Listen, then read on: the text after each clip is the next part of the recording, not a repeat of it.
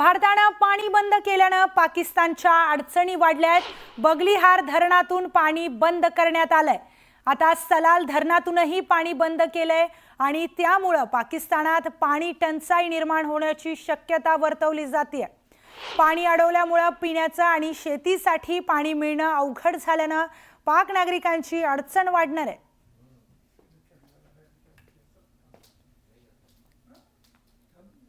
पाकिस्तान सोबतचा सिंधू पाणी करार रद्द केल्यानंतर भारताने चिनाब नदीचं पाणी रोखलंय।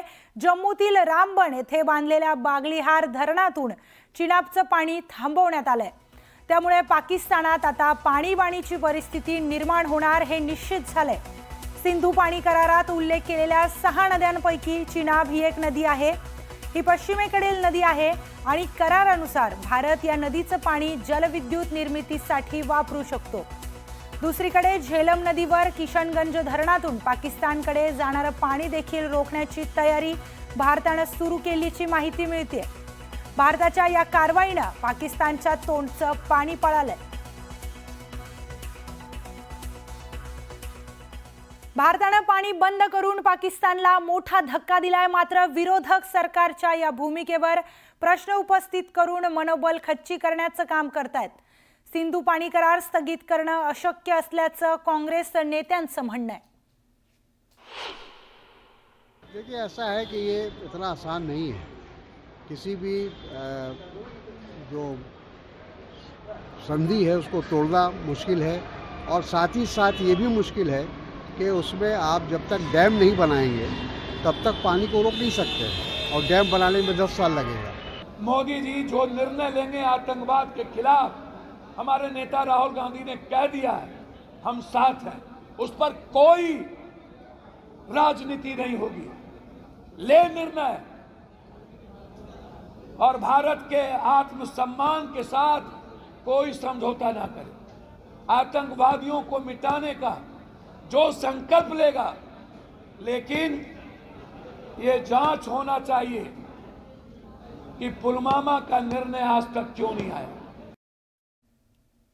बगलिहारचं पाणी बंद केल्यामुळे चिनाबचा जलस्तर कमी होत चाललाय। इथलं पाणी खूपच कमी झाल्याचं पाहायला मिळतंय। पहलगाम हमले के बाद केंद्र सरकार ने बड़े निर्णय लिए थे 5, जिनमें एक निर्णय सिंधु जल समझौता था, जिसको कुछ देर के बाद स्थगित भी किया गया था। बता दें कि बगलिहार डैम से पानी को रोका गया है और पानी का बहाव लगातार चिनाब दरिया में कम होता जा रहा है।